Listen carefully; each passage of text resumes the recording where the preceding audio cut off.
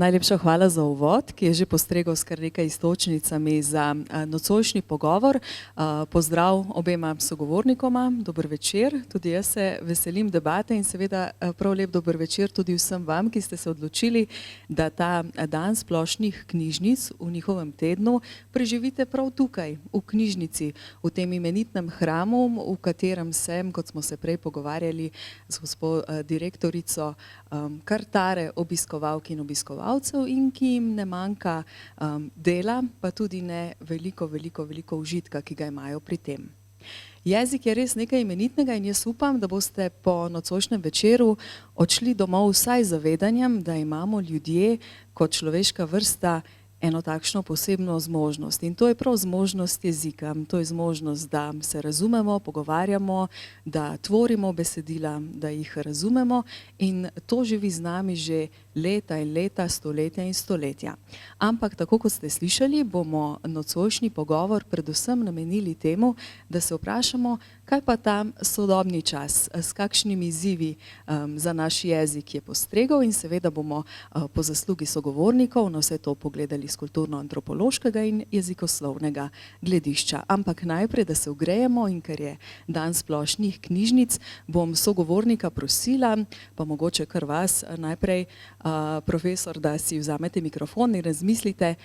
Ko pomislite na knjižnico, se mogoče spomnite svojega čisto prvega obiska knjižnice ali pa kaj recimo, na kaj najprej pomislite, ko pomislite na knjižnico z kulturno-antropološkega in malo tudi etnološkega vidika. Dober večer še enkrat. Ja, dober večer želim vsem skupaj. Čisto prvi obisk knjižnice je v popolni megli, si upam trditi. Moje prvo srečanje z branjem je bil časopis, natisnjen časopis, pri katerem je na veliko pisalo z nekaj črkami na vrhu Večer. In nekako mi je uspelo pogruntati, da je ta zadeva povezana tudi z glasovi, ki jih slišiš, ko je oče rekel, da je mi Večer, kot časopis. In potem sem se mimogrede naučil seveda tudi drugih črk po tem vrstnem redu in tam pri kakšnih 5 letih sem začel brati. Zdaj, tisto, kar mi je ostalo v spominu, ko ste pa rekli knjižnica, to je bila pionirska knjižnica v Mariboru, prihajam namreč iz Maribora, na prostoru, ki ga danes pravzaprav ni več, ker so ga zradirali z enim velikim posegom za novo mestno knjižnico.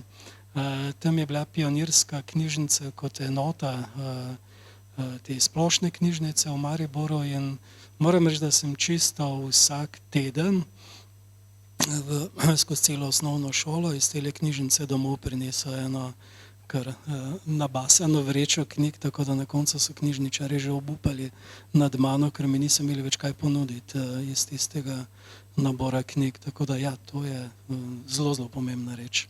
Najlepša hvala, profesor Mušič. Za začetek, profesor Ahačič, kaj pa vi in vaša prva misel in prvi stik s knjižnicami? Ja, moje prve knjižnice so bile osnovnošolske knjižnice. Zelo imam tudi v spominu čisto malo knjižnico na Trati, kjer smo tedaj prebivali z zelo lepo zbirko Sherlocka Holmesa in podobnih knjig. Tudi sam sem veliko bral in ta stik s knjižnicami ohranjam v bistvu nepretrgoma. Bi pa povedal, da so že od nekdaj bile zame knjižnice tudi kraj srečevanja, kraj druženja. Imel sem srečo, da so bile tako rekoč vse knjižnice že v tistih časih polne vrveža in nesterilne. No, pa tudi v sterilnih knjižnicah, recimo v tistih, ki hranijo stare rokopise in tako naprej, so mesta, kjer mora biti absolutna tišina in samo svinčnik rokavice, so pa to tudi mesta, kjer vrvi. In ja, tako kot je to v življenju. Pravzaprav sem danes hotela začeti pogovor drugače, ampak bom kar aktualna. Ko sem prišla v službo, sem odprla Delo in na naslovnici zagledam naslov: Angleščina počasi izpodriva slovenščino, bo ta v uporabi le še v domači rabi. Gre za aktualno raziskavo, katere izsledke bodo v monografiji predstavili prihodnji teden ob Slovenskem knjižnem sejmu, ampak če povzamem eno ključnih vprašanj ali pa ugotovitev, mladi med 18 in 24 letom v 76% posegajo po angleški literaturi in angleških knjigah, manj pa po slovenskih. Vprašanje, ki se pojavi in ga zastavljam seveda tudi vama, profesor Ahačič, je: kaj to pomeni? Gre to za odpiranje svetov in angleščina kot dodaten jezik pomeni odpiranje tudi tega kognitivnega sveta in sveta razumevanja, ali bo res slovenščina, kot je napisano tudi v članku, ostala samo še jezik v domači rabi? Kako gledate na to?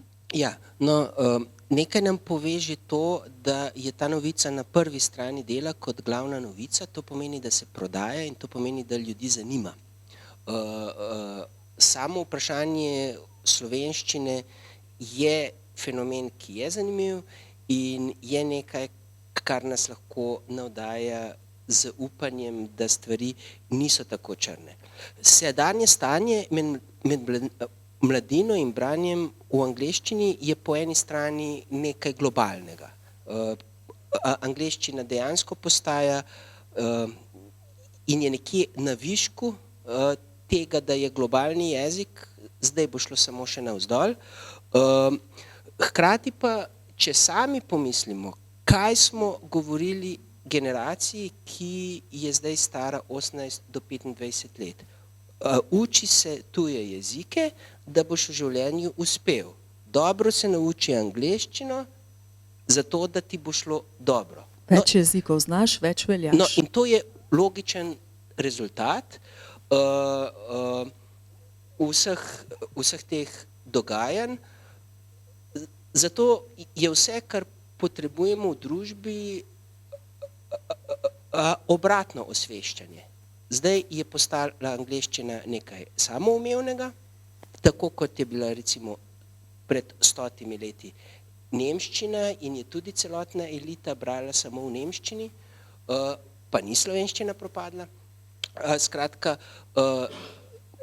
na enak način bomo morali zdaj ozaveščati mlade, da je branje v slovenščini in obvladanje slovenščine tisto, kar jim bo omogočalo ob samoumevni angleščini uspeh v življenju doma in konec koncev, glede na to, da je jezik tudi način razmišljanja, način inventivnosti, tudi uspeh v svetu. Kaj pa tudi to vprašanje ali pa razmislek, ali je s tem slovenščina, kompleksnost izražanja v slovenščini, branja, tudi pogovarjanja, večkrat lahko slišimo kakšno pripombo, češ mladi se tudi med seboj pogovarjajo v angleščini in tako naprej. Pred izzivi je treba tukaj stopiti, kot ste rekli, na plin, poudarjati pomen le tega? Seveda. Tu jezik je stalno prizadevanje, nekaj časa gre navzdol, nekaj časa gre navzgor in tu je bistveno zavedanje. Skratka, bistven je pogovor o teh stvareh, bistveno je osveščanje. Zdaj, kar se tiče jezikoslovcev, mi kakšne velike spremembe na slabše ne zaznavamo. Je pa seveda velika sprememba nasploh v odnosu do jezika, zlasti v odnosu, zlasti v statusu, ki ga je dobila angleščina po celotni Evropi. Naprimer, za mnoge tudi večje države, Nemčijo in tako naprej, Francijo, Dansko, Belgijo, Švedsko, postaja vse večji problem upadanje števila neangleških tujih jezikov. Skratka, tu imamo neko prevlado angleščine in pomankanje učenja tujih jezikov. No, in ta trend, jaz mislim, da je dosegel višek, kajti ljudje ne prenesemo enega skupnega jezika. To nas uči zgodovina. Še vsak veliki svetovni jezik je razpadel na več jezikov, zato ker ljudje v jeziku ne prenesemo enotnosti in tudi angleščina, če opazujemo že samo po izbiri na mobitelih, že razpada v različne variante. Zelo podobno kot je latinščina recimo začela po kakih 400-500 letih absolutne prevlade razpadati v romanske jezike. Bomo še potem rekli tudi kaj v umetnih jezikih. Profesor Mušič, kaj pa vaša misel ob tem članku, vprašanju, angleščini kot lingui franca in tako naprej? Ja, jaz bom tukaj zavil na družboslovno polje, kjer sem bolj doma. Opozoril bi rad na mogoče 3 stvari, ki so povezane s to tematiko. Prva je ta, da se v šoli moramo naučiti samo 2 jezikov. V šolo pravzaprav hodimo samo zato, da bi se naučili knjižne slovenščine, ki ni naš materin jezik, ampak jezik, ki je umetno ustvarjen. Govorimo pa seveda narečja v Sloveniji. Govorni jezik oziroma materni govorni jezik, se opravičujem. Druga stvar je pa ta, da drugi razlog, da hodimo v šole, je pa matematika. Samo to dvoje je zares pomembno. Torej, materin jezik, knjižni jezik in matematika. Oba sta jezika, oba sta zelo posebna jezika, ki jo moramo obvladati, zato da sploh lahko mislimo, zato da sploh lahko karkoli naredimo. Ko gledamo pa na izbiro dejanskega jezika v praksi, v vsakdanjem življenju, je pa stvar precej drugačna, radikalno drugačna od te šolske. Zdaj, iz tega, kar sem povedal, verjetno izhaja zelo jasno, da se mi zdi pravi zločin uvajanje še enega tujega jezika v osnovno šolo, ampak to je zdaj že vlak, ki je odpeljal. V vsakdanji praksi sem pa na terenu ugotovil nekaj, kar me je, moram reči, nekoliko presenetilo, to je 30 let nazaj. Jezik, ki ga govorijo ljudje, ni ne jezik ljudi, jezik gospodinstva, v katerem živiš, torej staršev. To ni jezik, ki se govori v šoli, ampak je jezik, ki ga govorijo drugi otroci. To je jezik, ki se ga naučimo govoriti. Torej, bistveno več se govorci jezika naučijo od svojih vrstnikov, od najzgodnejše dobe naprej, od začetka učenja in pa razvijanja jezika do celo globoke starosti. Torej, vrstniški del je tisti, ki zmaguje. In tukaj se je v nekem trenutku seveda upela ta angleščina skozi uporabo predvsem mobilnih telefonov in pa drugih digitalnih naprav in je požrla en del tistega govornih praks, ki so sicer samoumevno ulične, če rečem tako. Ulice ni več, otroci se ne socializirajo več na ulici, ampak skozi mobilno komunikacijo in tam se gradi in oblikuje ta jezik. Zdaj, tretja stvar je pa še bolj jasno družbena, to je pa potem hierarhija, ki jo ponavadi razumemo razredno, torej vsak razred ima svoj govor in vsaka družbena skupina razvija svoj način govora.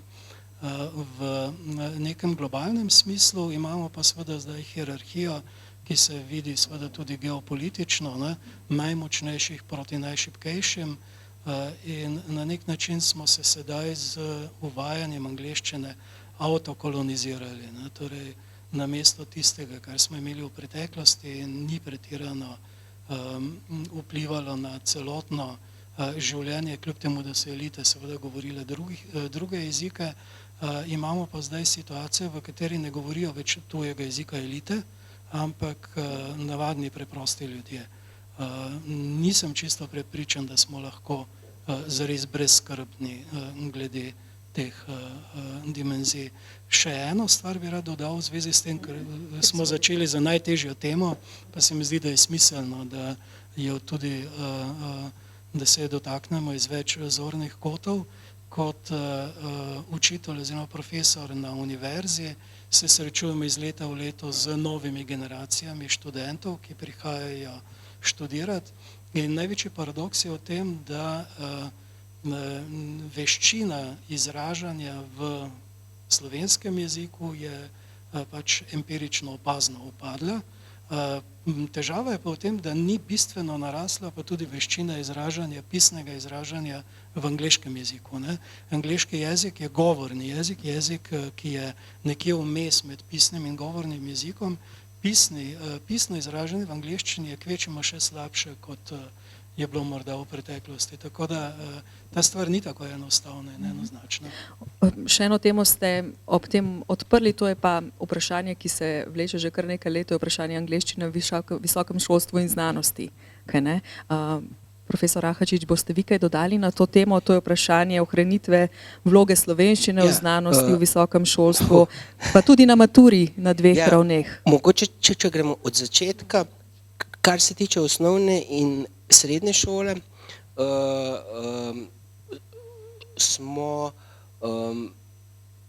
smo naredili že nekaj, moram reči, kar pomembnih akcij, ki bodo kazale v smer slovenščine. Najprej je to zagotovitev slovenščine kot operacijskega sistema na mobilnih napravah, pametnih telefonih in tako naprej. To se nam zdi nekaj morda obrobnega, ampak ravno za mlade je to bistveno, če se nekdo kot mlad navadi na uporabo tehnologije v angleščini, jo bo uporabljal še naprej. In tu smo izgubili nekaj generacij. Druga stvar je, jaz uporabljam kar nalaž zdaj tako hudo besedo, prisilno branje, ki ga uvajamo z novimi učnimi načrti. Skratka, novi učni načrti bodo predvidevali, da mladi do 6. leta berejo vsaj 3,5 ure na mesec, ne samo literarnih del, ampak tudi ostalih slovenskih del, do 9. razreda na to 4,5 ure na mesec in na gimnaziji 5,5 ure na mesec. To nam zveni malo, ampak to je tista osnova, ki zagotavlja ne samo branje leposlovja, ampak tudi branje kompleksnejših besedil. Zakaj govorim o prisilnem branju? Zato, ker branje za mlade generacije, in tu se nam je urinila angleščina po celem svetu, tudi Nemci imajo zelo podobne probleme, ali Francozi. Skratka, digitalni način branja, po katerem se premikamo in dobivamo nove in nove impulze, je mnogo bližje načinu delovanja naših možganov kot klasičen način branja. Zato nekdo, ki je navajen digitalnega načina branja, občuti klasično branje kot nekaj napornega, vsaj na začetku.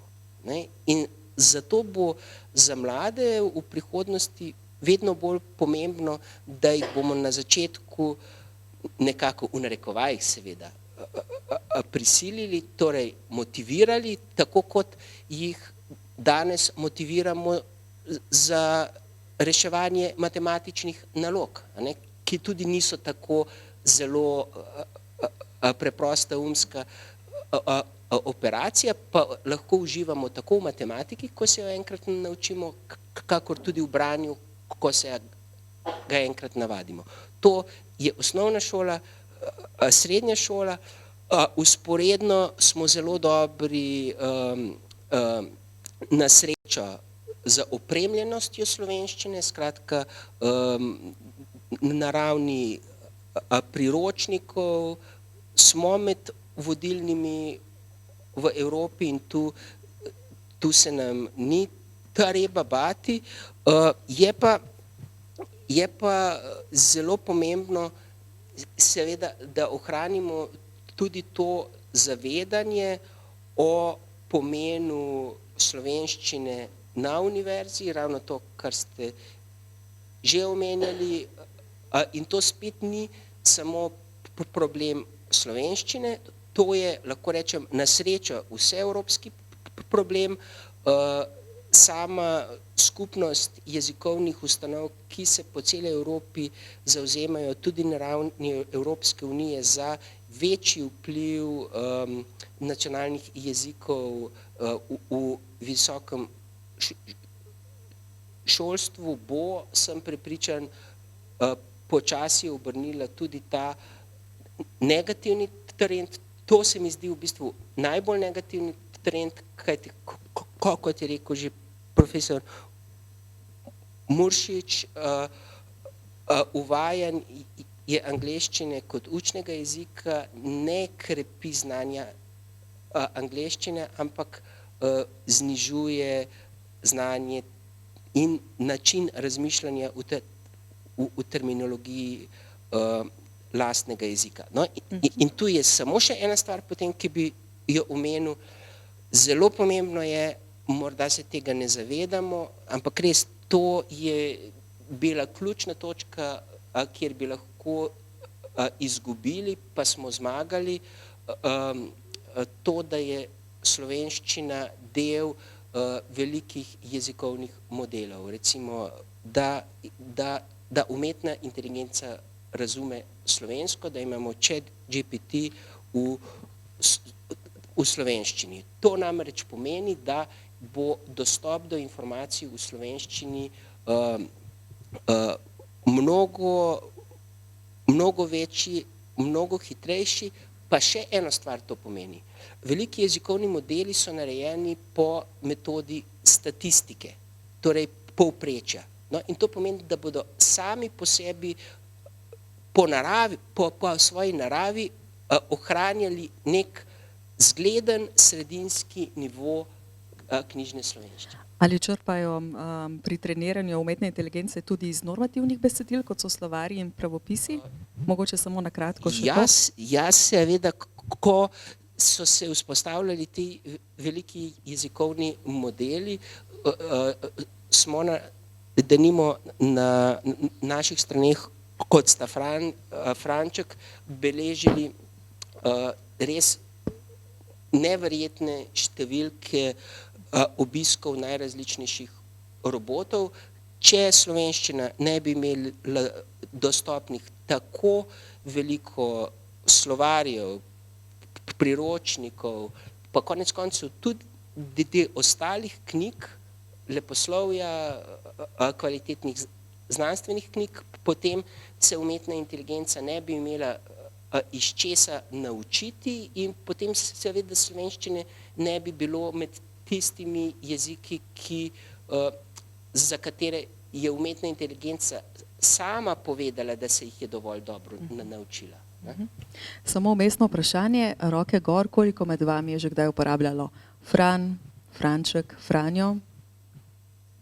To je kar lep pokazatelj in profesor se je nasmehnil ob tem. Profesor Mušič, nekako iz vsega tega pogovora že zdaj, pa tudi sicer je jasno, da je jezik pomemben gradnik identitete. Prej ste omenili to socialno identiteto, ki se oblikuje v odnosu do drugih, ampak tudi sicer je nekako, so meje kulturnega prostora tudi meje jezika?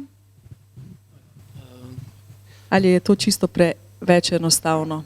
Seveda je meja jezika, meja govora zelo razvidna pri poimenovanju tistih ljudstev, ki jih nismo mogli razumeti, da so nemi, oziroma obratno, da ne znajo govoriti kot Nemci.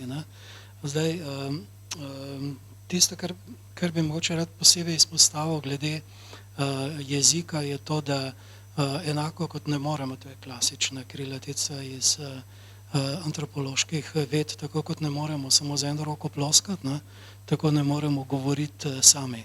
To pomeni, da mi lahko govorimo samo, če govorijo drugi ljudje, če se naučimo govoriti od drugih in z drugimi in za druge.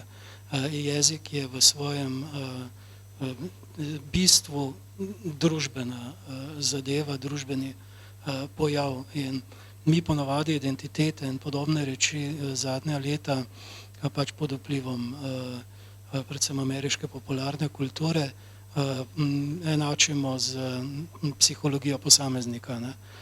Identiteta pa nikoli ni zopet ta enostranska, samodejna, samonikla ali kakorkoli nastala, izolirano od drugih, ampak je skupinski pojav. Mi zelo, zelo zanemarjamo zadnje čase tisto, čemur se reče družbo in družbenost. Družboslovci zelo težko pojasnimo pravzaprav ljudem, da niso posamezniki, ki so popolnoma ločeni od drugih, ampak smo skupaj z drugimi, ne samo kot govoreča bitja, ampak tudi kot delujoča bitja, ne. Če gledamo onkraj teh plotov, ki smo se jih postavili, je jezik ne samo orodje, s katerim se mi sporazumevamo, ampak je v bistvu prostor, v katerem mi pravzaprav sploh zaživimo to specifično človeško življenje. Zdaj, kdaj in na kakšen način je jezik sploh nastal, zgodovinsko ni znano. Poznamo pa eno od temeljnih zadev, ki izhajajo iz te naše zmožnosti, kot se reče temu nasploh simbolne komunikacije, katere primer je govor, ne. Jih imamo pa seveda več. Govorimo o približno 40.000 letih, plus minus pač nekaj tisoč let. Pred simbolno komuniciranje je pa bilo značilno za človeško vrsto od samega nastanka, torej od približno 300.000 let pred našim štetjem do teh 40.000, ko se je razvil jezik, kot ga poznamo danes. In mogoče največji antropološki paradoks v tem, da jezik je imel zelo dolgo zgodovino, domnevamo lahko, da so določeni načini komunikacije, ki so se razvijali skozi dolga obdobja predčloveške zgodovine, govorimo o približno 5-6 milijonih let, odkar smo se ločili od nam sorodnih primatov, upošteval določene zvoke, artikulirane zvoke, ki pa še niso bili besede, ne. Zato, da imamo besede, potrebujemo še nekaj več, poleg artikuliranih zvokov, to je slovnica. In ko pridemo do slovnice, pridemo pa do seveda največje skrivnosti tega načina komuniciranja, ki mu rečemo jezikovno komuniciranje, zaradi tega, ker je v ozadju nek strukturni red, ki je sam po sebi čudežen, ker ga ni mogoče narediti, ko se naredi tako rekoč v celoti in ne obsega zgolj govorne komunikacije, ampak tudi druge oblike komunikacije, ki so predsimbolne in tudi posimbolne. Sam se večinoma ukvarjam z glasbo, to je moje primarno torišče zanimanja in glasba, kljub temu, da vemo, da je simbolna komunikacija, ne govori. Če bi govorila, pač ne bi potrebovali glasbe, ker govori beseda. Glasba govori drugače od besede, ne. In vprašanje, na katerega ne znam odgovoriti še vedno, pa tudi verjetno nikoli ne bomo znali, je, a je glasba predsimbolna ali je posimbolna, ne, in vse, kar je vmes. No, če se vrnem nazaj, ko se pa enkrat razvija možnost komunikacije, ki presega življenje enega posameznika, posameznice ali pa ene same skupine, ki skupaj uporablja določeno slovnico, če rečem tako, se pa zgodi nekaj česar, nekaj zelo nepričakovanega. Tile učinki so dolgoročno zgodovinski, kar pomeni, da prihaja do prenosa znanja iz generacije v generacijo, poleg tega izkustvenega, tudi na nekih drugih ravneh, ne samo na kognitivne, ampak tudi na drugih ravneh našega bivanja, in ta nas na nek način pa vendarle pripelje v tisto neskončnost, ki je pravzaprav bistvo tovrstne komunikacije in ustna komunikacija še vedno ostaja kot temeljni način medčloveške komunikacije z govorom in prinaša tudi določene kulturne kode, določene kulturne načine in zmožnosti razmišljanja in spominjanja. Pisana beseda nam bistveno razširi to polje možne komunikacije. Tista radikalno simbolna praksa, ki rečemo matematična, nas pa popelje še bistveno dlje v prostore, ki se jih ne za besedami, ne z izkustvom niti ne moremo zamišljati. Zato sem prej tako posebej poudaril matematiko kot poseben jezik, ki je ključnega pomena pa v antropološkem smislu. Se še znamo pogovarjati in si pripovedovati zgodbe, uporabljati ta jezik za pogovor, če se ognemo tisti ulici digitalizacije, ki ste jo omenili? Danes imamo več zgodb, ne? Tako kot je kolega Ahačič prej povedal, da umetna inteligenca razmišlja slovensko. Ne? V večino zgodb si danes pripovedujemo mimogrede na načine, ki nam prej niso bili dostopni.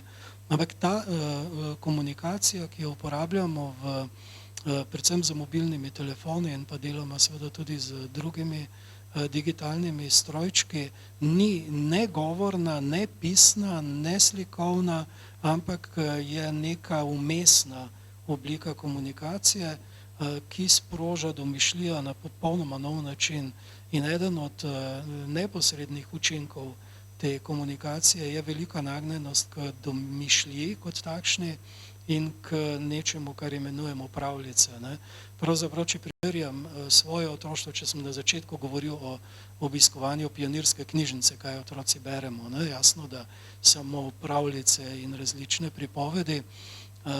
Tega je danes bistveno več, kot je bilo takrat, s tem, da so te pripovedi precej drugačne kot tiste, s katerimi smo se srečevali do takrat. Imamo pa na eni strani fantazijo, ki je prav poseben žanr, ki pravzaprav najbolj označuje našo dobo. Harry Potter je pač najbolj tipičen primer in pa vse, kar je povezano s tem. In na drugi strani nekaj, kar je šlo iz znanstvene fantastike in nas vedno znova meče v nove svetove, ampak ta se je pa premestila iz knjižne oblike v igričarsko obliko in večinoma jo pravzaprav danes artikuliramo in doživljamo skozi računalniško oziroma skupnostne igre v digitalnem okolju. Tako da teh pripovedi je bistveno več, kot jih je bilo kadarkoli in jih tudi bo bistveno več. Sodobni jezik, ogledalo kulture in družbe, tako je naslov nocojšnjemu večeru. Profesor Kozma Ahačič, vi kot slovarjepisec in jezikoslovec se pravzaprav ves čas srečujete z novimi in novimi besedami.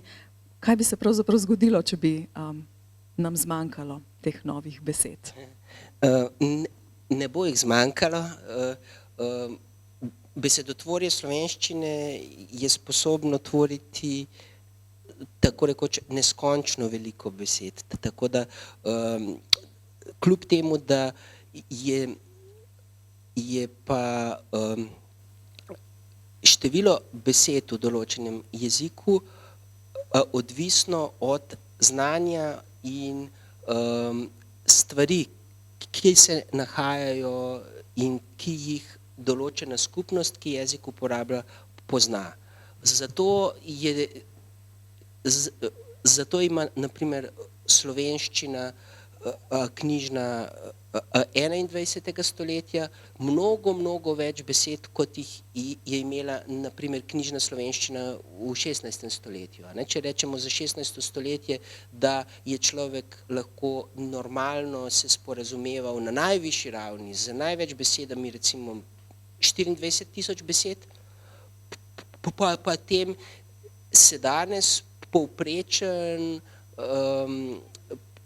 uporabnik slovenščine po moje je oceni sreča nekako z 100 do 200 tisoč besedami. Ne, da jih zna, ampak z njimi se sreča in jih razpozna. S tem, ko se veča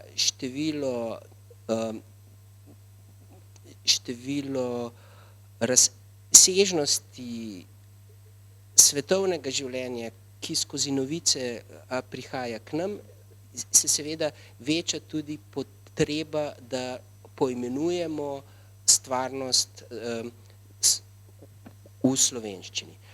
Bi pa tudi dodal še eno stvar odprej, ki se mi zdi sila pomembna.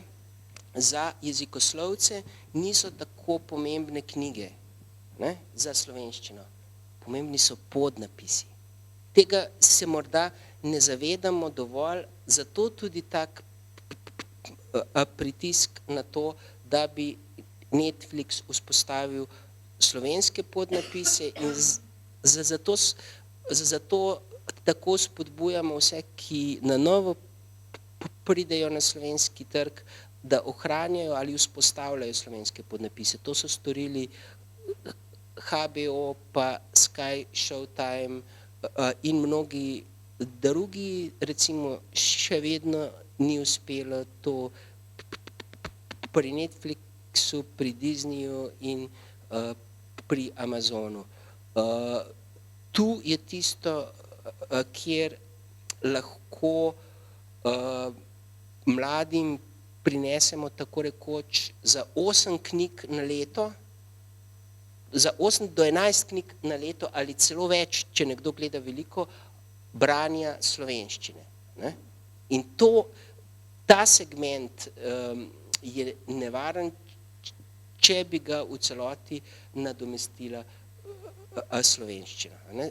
Zato ste verjetno opazili, da so najrazličnejša politična prizadevanja ne samo v Sloveniji, ampak po celotni Evropi, zato, da bi ti veliki operaterji uporabljali nacionalne jezike zelo močne. Žal je tu v ozadju velik interes kapitala nekaterih evropskih držav, v katerih so nastanjene te multinacionalke in ki se upirajo vsemu temu, zato ker bi pač imeli manjši profit. Ampak na ravni Evropske unije se stvari jasnijo in jaz mislim, da v naslednjih nekaj letih bi tu moralo nujno priti do premikov. Skratka, če tu ne bomo naredili premika, nas bo teplo. Profesor Muršič, boste kaj dodali temu? Potem pa jaz nadaljujem, ko govorimo o novih besedah, vseeno bi omenila eno tako lepo akcijo, ki nam vsako leto takole ob koncu leta pokaže, kako pomembne so besede in kako zaznamujejo leto in našo družbo in naše dogajanje. Beseda leta, novotvorjenka leta, tudi kretnja leta, mimogrede, pretekli teden smo obeleževali dan slovenskega znakovnega jezika, tudi kretanje je zelo pomemben jezik sporazumevanja. Profesor Ahačič, dobro se je prijela, ne, ta pobuda za to besedo, ki nekako ponazarja, kako se je ujelo leto. Ja, res je, to je spet ena od vrste drobnih kamenčkov, ki so pomembni za vzpostavljanje zavedanja tega, da jezik soustvarjamo. Beseda leta ni povzetek vsebine leta. Tu gre za besedo, ki je v določenem letu najbolj spremenila pomen, dobila za nas neke nove razsežnosti ali pa je celo popolnoma nova. Recimo v času koronavirusa je bila beseda leta PCT. Lansko leto je bila beseda leta ujma. In dejansko, glede na to, da je šlo za tako katastrofo, se je v naših mislih je začela beseda ujma pomeniti nekaj popolnoma drugega, mnogo bolj otipljivega, ne, kakor je pomenila nekdaj. Bomo videli, kaj bo beseda letošnjega leta. Vsak od vas lahko predlaga besedo, za katero meni, da je zaznamovala leto in nekje do sredine decembra potem vse te predloge zberemo, se odločimo za 10 kandidatk, o katerih se glasuje. Super simpatične so tudi novotvorjenke, imam napisanih zadnjih nekaj, lansko leto strojetvor, stvaritev umetne inteligence, potem vedobežnik, kdor se boji znanja, koronjec, pripadnik nove generacije, ki se rojeva ali odrašča v času pandemije, vuhobran, izdelek, s katerim se zadaj na glavi spnejo trakci zaščitne maske, potem je bil likotisk, torej 3D tisk, in pa mislim, da se je tudi zelo dobro prijela vrečka za pobiranje pasjih iztrebkov. Leta 2018 je bila novotvorjenka. No, tudi novotvorjenke lahko damo, prek spleta sprejemamo predloge in tega dobimo res veliko. Mogoče bi tu povedal še en podatek, ki vse to jezikovno dogajanje kljub vsemu postavlja v nekoliko, kako bi rekel, bolj optimistično luč. Sam portal Fran ima na dan že prek 250.000 različnih obiskovalcev. Po celem svetu sicer, ampak večinoma seveda iz Slovenije, in ocenjujemo, da v toku 2 let se vsaj ena polovica govorcev slovenščine obrne na portal Fran. To pomeni, da se do neke mere zavedamo pomena lastnega jezika in da si želimo dobro govoriti jezik. To vsak človek nagonsko želi in tu moramo ravno zato paziti, da ta jezik, ki si ga bomo primarno želeli govoriti, da ta jezik ostane slovenščina, ne? Da nam mladi ne zbežijo v kak drug jezik. Niso pa tako problematične pri tem besede iz tujega jezika, če so to besede, ki so sestavni del recimo mladostniškega slenga slovenščine. Ne? To je še vedno slovenščina, samo neka slovenščina zunanjega upora, ampak je slovenščina. Ne? Ko se bo to prevesilo v tuj jezik, bomo pa imeli res velik problem. Skratka, če bi za nekaj mesecev zaspali, vsi, ki si dnevno prizadevamo za slovenščino, recimo tudi vse medijske hiše, zlasti RTV Slovenija, ki tu igra vlogo, ki se je res ne zavedamo dovolj. Če bi zaspali, potem bi se morali za slovenščino res zelo bati. Ne? Tako pa je tu na srečo v ozadju kljub vsemu vloženega veliko dela, ki recimo na ravni učiteljev slovenščine včasih je videti popolnoma brezupno. Ne? Smo namreč na robu neke velike spremembe načina življenja in to zelo zaznamuje jezik. Umetna inteligenca bo spremenila naše življenje do določene mere, tako kot ga je knjiga. Ne vemo kako. Ne? To je najbolj zanimivo pri samih spremembah. Ne vemo, kaj bo, moramo pa narediti vse, da bo naša prihodnost dobra. Da nekaj dobrega iz vseh teh sprememb potegnemo. Profesor Mušič, kaj pa vloga jezika pri vzpostavljanju družbenih hierarhij, enakosti, pravičnosti? Ne vem, v zadnjem času, desetletju se je recimo veliko govorilo o spolni enakosti, ne? Ženski spol v slovnici, moški spol, besedila in tako naprej. Kako močen je jezik, ko govorimo o te družbeni mobilnosti, hierarhiji, pravičnosti? Tukaj je jezik ravno tako nepogrešljiv kot orodje najprej razumevanja, potem pa seveda tudi tolmačenja. stvari in situacij. Obstaja nekaj besed, ki so danes prepovedane in jih ne smemo niti izgovoriti. Komunizem je recimo ena od njih. Z njo, s to besedo, pa s podobnimi pojmi, so pa seveda izginile iz našega obzorja vse možnosti pravičnejše ureditve sveta. Tako da tisti, ki imajo moč, tisti, ki nadzorujejo svet z orožjem in pa z denarjem, nadzorujejo tudi naše misli skozi govor. Mi smo seveda spregledali, koliko leporečja in koliko neoliberalnih besed smo pravzaprav uvedli v naš jezik, ne da bi to kakorkoli razumeli. Recimo takšna tipična beseda je odličnost, ne? Te smo polni, še posebej na univerzi. Je pa beseda, ki dobesedno ubija kakršnokoli mišljenje, ki je zares kritično.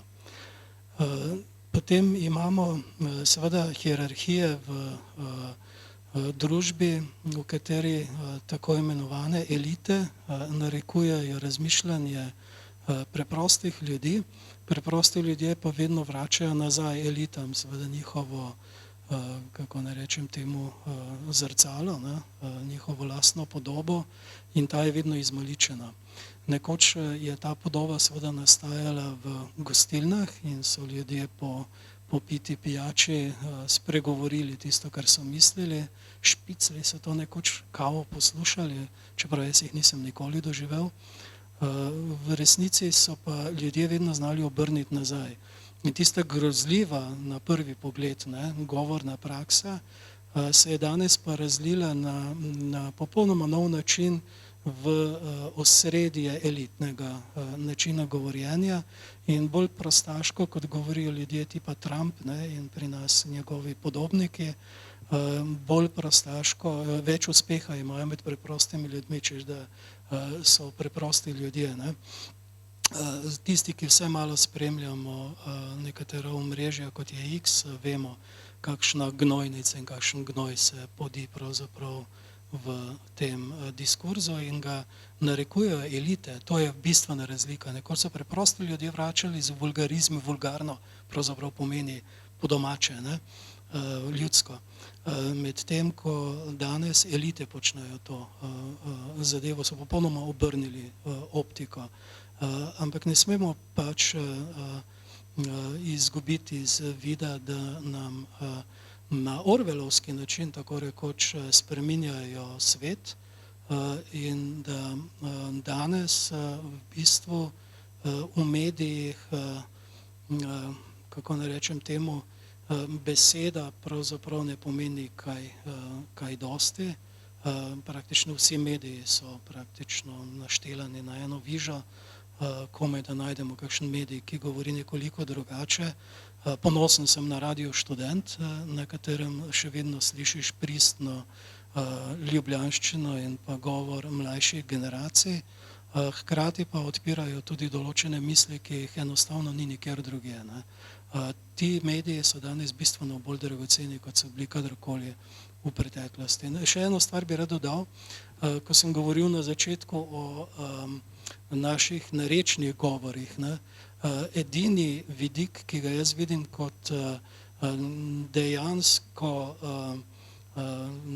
ne bom rekel platforma, ampak tisti temelj preživetja slovenščine, poleg vsega tega, kar delajo kolegi jezikoslovci, je živi govor v narečni obliki. Ta po Sloveniji še živi, hvala Bogu, in tam se rojevajo ne samo nove besede, novi izrazi, ampak tudi novi načini soočanja z resničnostjo. Tako da dokler bo imela slovenščina kot tisti krovni, ne, jezik tako bogato paleto narečij, se jaz res ne bojim za njeno preživetje. Bolj se pa bojim za preživetje tistega aparata, ki se izraža skozi govor v danem času, ko besede pravzaprav ne samo, da izgubljajo pomen, ampak v resnici prikrivajo pomene, ne, in jih ne razkrivajo. Tega se mogoče celo v tem trenutku najbolj bojim. Omenili ste orožje, ko govorimo o sodobnem času, ne moremo mimo vojn in vojnih območij. Je lahko jezik katalizator sprememb in miru? Vprašanje najprej za vas. Absolutno, samo govoriti je treba o tem. Torej, beseda mir ima zelo široko paleto pomenov. Zdaj jaz sam, kadarkoli razmišljam o tem, ker moja dolžnost profesorja je, da določene termine, ki prihajajo v glavnem iz angleškega govornega polja, prevedem potem tudi v neko slovensko obliko, in kadar sem v dilemi, kaj narediti, se vedno naslonim seveda na druge slovanske jezike. Mir pomeni po rusko tudi svet, in svet je mir. To dvoje je eno in isto. To imamo deloma tudi v izrazu, ki žal ne živi več v slovenščini, to je vsemirje za vesolje oziroma kozmos. In ta vidik primerjav, iz katerih lahko potegneš potem neke nove prvine, je tisti, ki ga zabrišemo, kadar uporabljamo tuje jezike. Zaradi tega, ker enostavno nimajo iste globine in istih emocionalne vrednosti. Konotacij. Ampak kje in komu boš govoril o miru? To je zdaj ključno vprašanje. Govoriti o miru drugim ljudem v javnem prostoru zveni zelo banalno na nek način. Povedati pa, kaj so pogoji tega, da bomo živeli v miru, pa zahteva precej globlji in bolj kritičen premislek, za katerega samo beseda mir ne zadošča več. Profesor Kozma Ahačič, prej sem vam obljubila tudi vprašanje o umetnih jezikih, s katerimi se tudi ukvarjate. Mogoče najprej vprašam, zakaj Esperantu ni uspelo? Odgovor na to vprašanje je v resnici zelo pomemben in je povezan tudi s tem, da razumemo zakaj z vidika nujnega razvoja tudi recimo angleščina kot svetovni jezik ne bo večna. Tu z vidika te teme najbolj zanimiv pregled daje Umberto Eco v knjigi V iskanju univerzalnega jezika v evropski kulturi. Namreč, če pogledamo zgodovinsko iskanje nekega esperanta, nekega skupnega jezika, poenostavljenega jezika, je spoznanje to, da umetnim jezikom ni uspelo, zato ker so bili brez napak.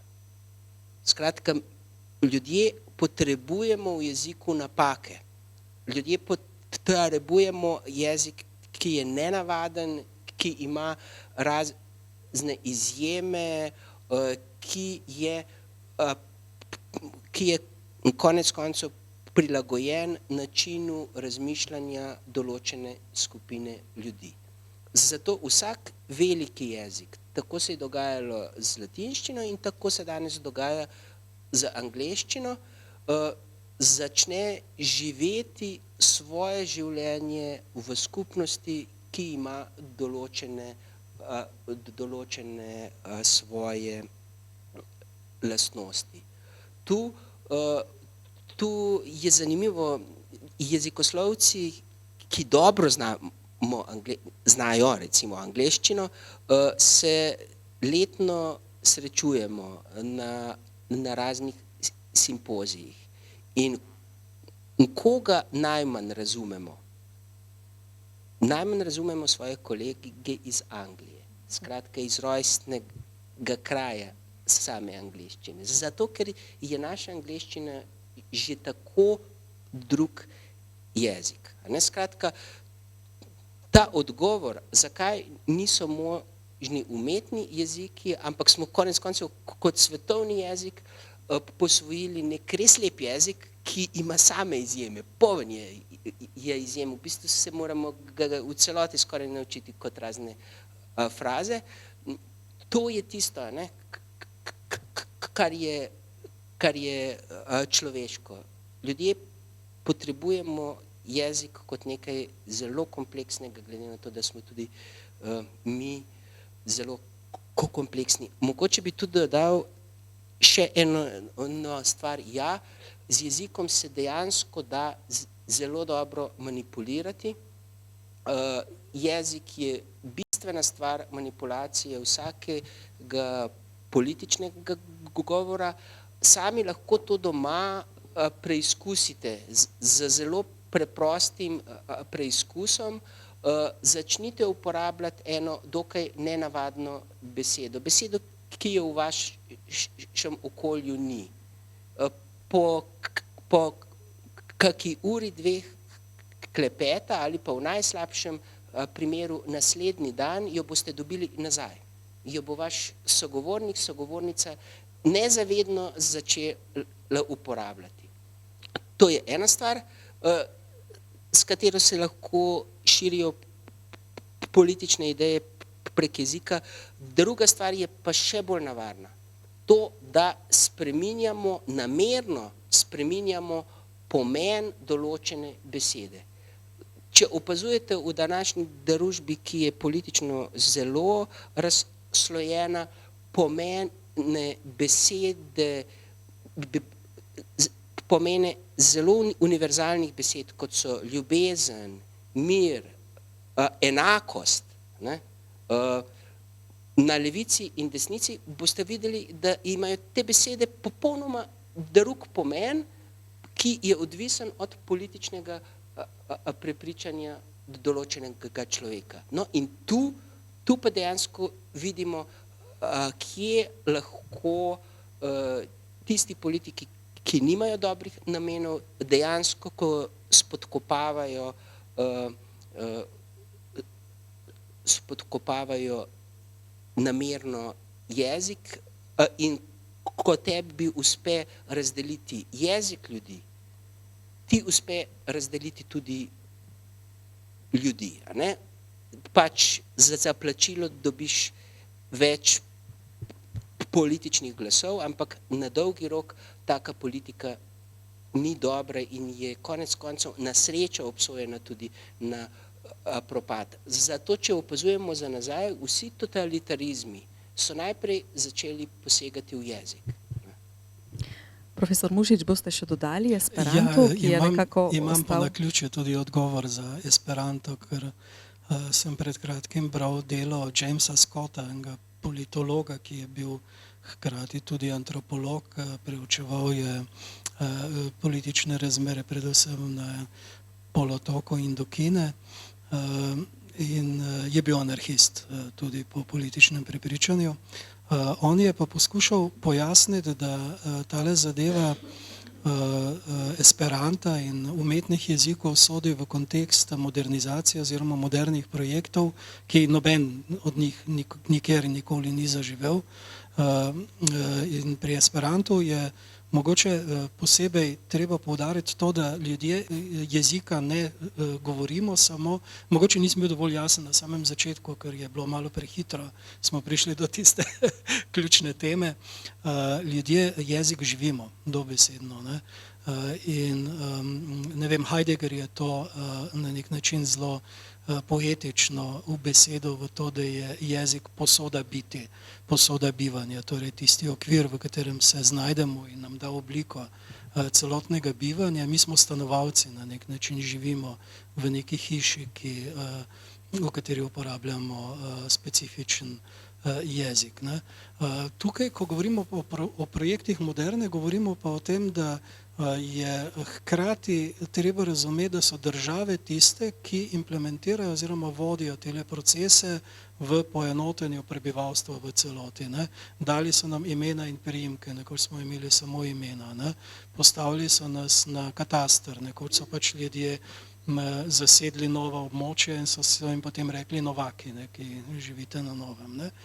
In tako naprej. In ljudje vedno vzpostavijo neko neformalno okolje, oziroma, če rečemo drugače, v takšnih mestih, kot je Brazilija, ki so ga naredili čisto na umeten način, so ljudje v resnici zaživeli samo v skvoterskem načinu, ne, torej v barakah, ob mestu. In povsod se zgodi to, ne. Zaskvotajo ljudje, dobesedno tu uporabljamo zopet angleški izraz za klečanje, ne, ki je nekoč si s klečanjem pokazal pravico do tega, da boš imel neko posestvo, v kateri si se znašel. In ljudje vedno najdejo tisto margino, ne, ki je onkraj tega, kar je zapovedano. Ne. Tako kot ste rekli, jezik brez napak ne more živeti. Ne. Ljudje poiščejo tisto margino, kjer ni regulative, ne, kjer ni regulacije. Tam ljudje najbolj človeško zaživimo. To je prav njegova analiza, ki se mi zdi, da je bila zelo na mestu. Čas za vas in za vaša vprašanja, za vaše besede, čas, da vi sodelujete z jezikom v pogovoru. Kaj vas zanima? Kako razmišljate o vlogi jezika danes? Kako ga vidite, če mu nastavite ogledalo? Dva imenitna sogovornika imamo priložnost imeti tukaj nocoj, zato le pogumno roko gor, pa pride mikrofon do vas in vprašanje do nas. Kdo bo začel? Mogoče se vam je kaj utrnilo, tudi ko ste poslušali ta pogovor, ko ste razmišljali o času, o prihodnosti jezika v tej posodi, če se navežem, ki jo polni vsak od nas. Nekateri imajo teh posod veliko, drugi so bolj skopi z njimi. Seveda, samo da pridem... Jaz se hodim v zadnje čase malo več na Koroško, ker tam se ve, kako se borijo za svoj jezik in kaj vse so že mogli skozi dati, ko se pravi od 22. leta za svoj jezik, pa se še zmeraj obstaja. To pomeni, da je pri nas še velika možnost, da bo še zmeraj jezik v svojem ljudstvu. Kdo bo odgovoril? Se pravi, na Koroškem seveda, jezik še obstaja? Ni dvoma, da bo slovenščina na dolgi rok obstala. Tu moramo ločevati dve stvari. Nič ni narobe, če smo za slovenščino zaskrbljeni. V bistvu je to nujno. Brez tega slovenščina ne more obstati in brez tega ni podpore vsem nujnim akcijam za to, da zagotovimo slovenščini ustrezen status. Ampak slovenščina je trenutno med stotimi največjimi, najbolje situiranimi jeziki na svetu. Ne? Med stotimi, morda, če bi zelo pretiravali, pa dali kot merilo samo umetno inteligenco, bi lahko rekli celo med 60-timi. Skratka, tu je status slovenščine realno mnogo boljši, kot si mi želimo priznati. In z tega vidika se nam za slovenščino ni treba bati, dokler se zavedamo, da se moramo s tem ukvarjati. V trenutku, ko bi nam postalo za to vseeno, pa gre lahko samo navzdol. Zdaj, kar se tiče slovenščine v zamejstvu, vsa gibanja niso tako zelo pozitivna. Marsikje dejansko to, da se znova vzpostavljajo meje, ki so se v minulih desetletjih po združitvi Evropske unije zabrisale, da se zdaj znova vzpostavljajo, to negativno vpliva na jezik. Če smo spremljali v minulih desetletjih z odpiranjem meja res dober razvoj za slovenščino v Avstriji ali v Italiji, nekoliko slabše na Madžarskem, se zdaj z vnovičnim zamejevanjem situacija hitro slabša. No in malo bolj poznam stanje v Italiji. Tu imamo mnogo mladih, ki bodo držali naprej linijo slovenskega jezika.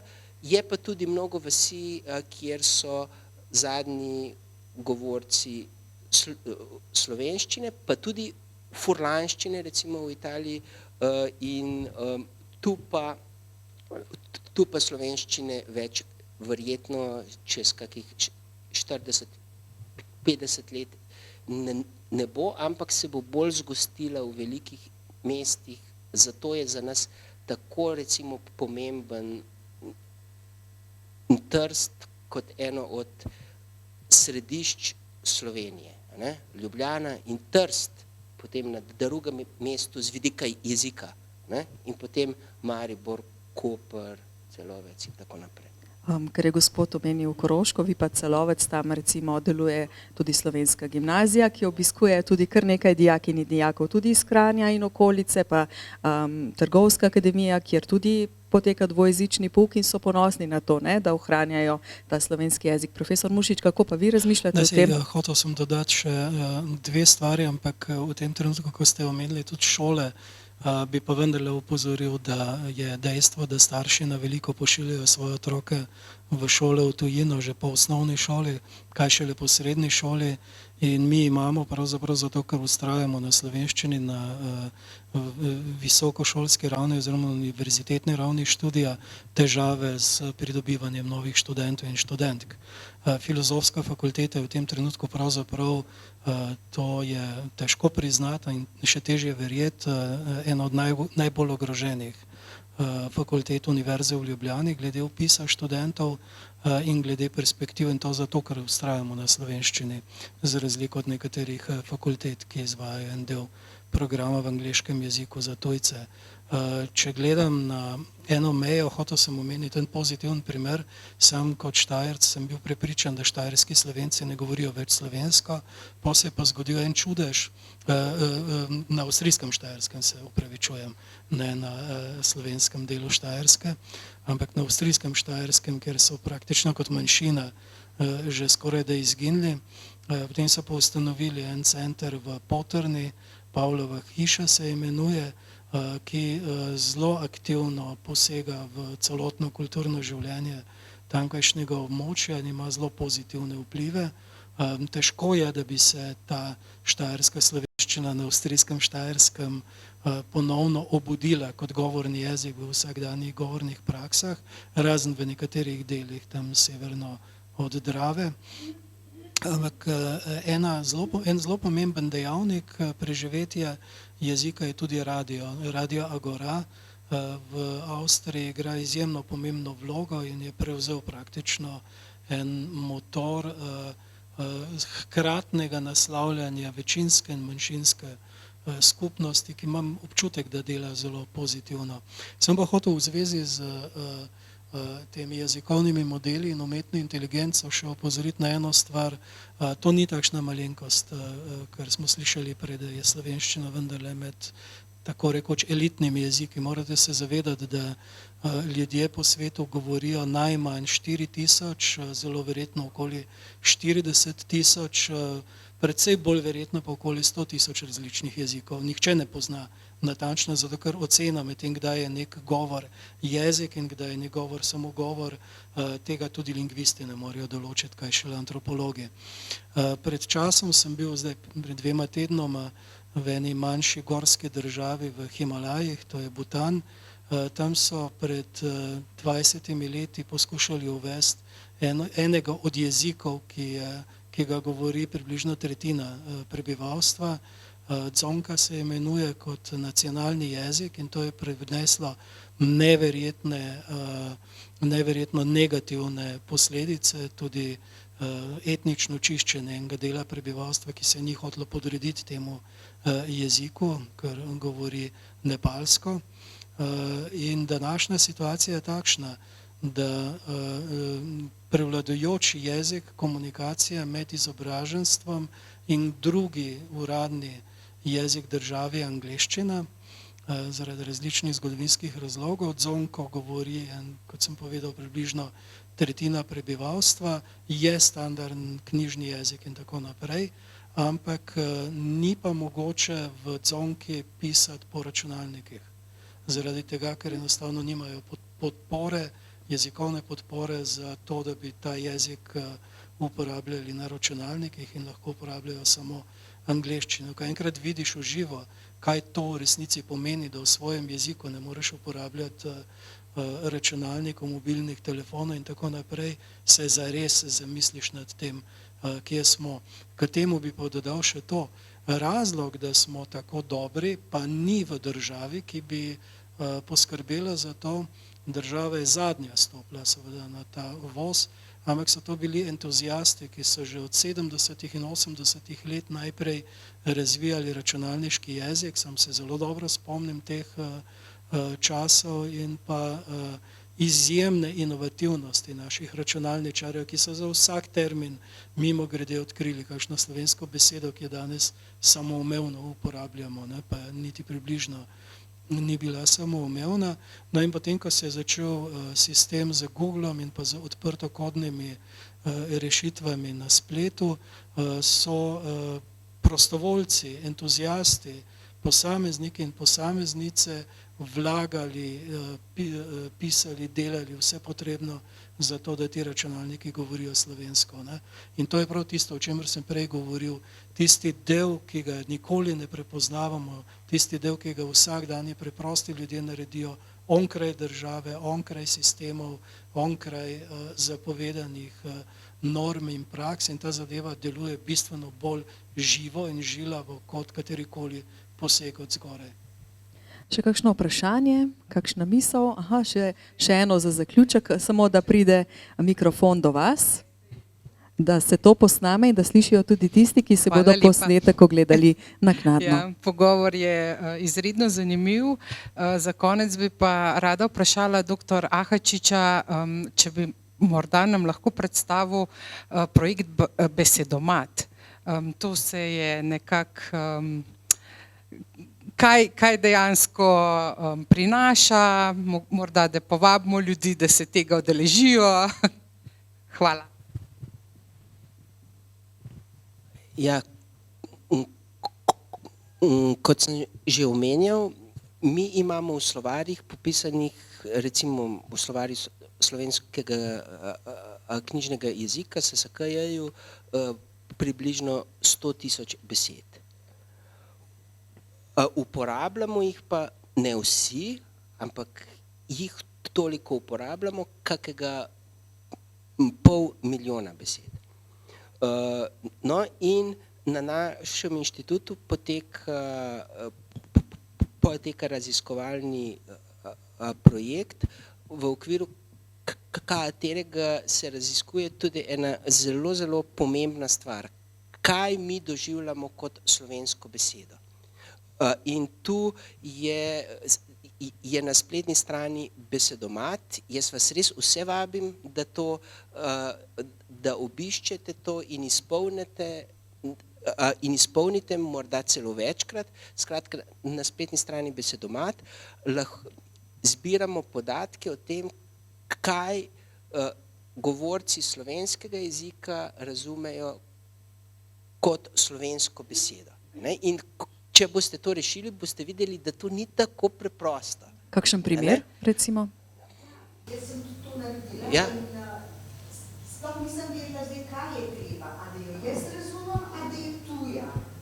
Jaz sem razumela to besedo. Da jo vi razumete kot slovensko besedo, da čutite, da je slovenska beseda, da bi jo znali razumeti. Recimo, zdaj se ne spomnim, ampak rečla dentist. Dentist. Ja. Če je del slovenščine, če je del slovenščine, recimo beseda denlist, boste pa rekli, da ni del, ali pa venlist. Ja. No, skratka, ta akcija je zelo pomembna tudi zato, ker poteka po mnogih jezikih po Evropi in rezultati ne pomagajo samo jezikoslovcem, ampak tudi vsem, ki se z nevrološkega vidika zanimajo za jezik, skratka za zdravljenje ljudi po poškodbah, za zdravljenje ljudi z govornimi napakami, za razne nevrološke bolezni, skratka, ti podatki so zelo, zelo pomembni in vsi ste res vabljeni in naprošeni, da razširite vsaj med nekaj ljudi glas o tem kratkem kvizu ali igrici, ki nam bo, rezultati bodo namreč lahko realno v veliko pomoč. Jezik živi z ljudmi in zato ljudje lahko največ prispevajo. Kaj ne? Hvala za vprašanje, hvala tudi za to izkušnjo iz prve vrste in iz prve roke in upam, da bo tudi lepo živela. Lahko bi se še veliko pogovarjali, tudi kot ste načeli temo o dveh čudovitih področjih, Vernike in Broka v naših možganih, ki odpirata pravo bogastvo jezika, kaj se šele zgodi, ko jezika ni, je pa pesem, no to je pa tudi vprašanje še za kdaj drugič, ne, profesor Muršič. Ker je jutri Mednarodni dan pozdrava, mogoče samo še vprašanje za konec, preden vaju pozdravim. Profesor Muršič, tudi pozdrav je pomemben takole, ko se srečamo ali pa ko se poslovimo, imate kakšno svojo najljubšo ali pa najbolj zanimivo besedo za pozdrav? Ne, tega nimam. Moram pa reči, da kljub temu, da živim v Ljubljani zdaj že skoraj 40 let, še vedno ne morem reči te živijo, ker je vedno zdrava. Profesor Ahačič, kako pa vi gledate na pozdrave? Je bil kakšen zanimiv pozdrav v času protestantizma? Sam zelo težko rečem zdravo. Sicer pa ne. S samimi pozdravi se nikoli nisem kaj posebej ukvarjal. V času protestantizma pa vsaj zapisanih pozdravov dejansko ni bilo, razen tistih klasičnih, Bog z vami in tako naprej. Mogoče pa to dobra pobuda za vse vas, da se že nocoj pa tudi jutri lepo pozdravite, mogoče malce razmislite tudi o teh svojih pozdravih. Pozdravi na nek način tudi vabijo v družbo drugih ljudi, kar kot smo slišali odpira čisto nove svetove jezika in ga gnete še naprej in morda se pa ob letu znova srečamo in mu znova nastavimo ogledalo. Profesor dr. Kozma Ahačič in profesor dr. Rajko Muršič, najlepša hvala, da sta skupaj z nami pogledala v to ogledalo in lep večer vam želim ter mirno noč.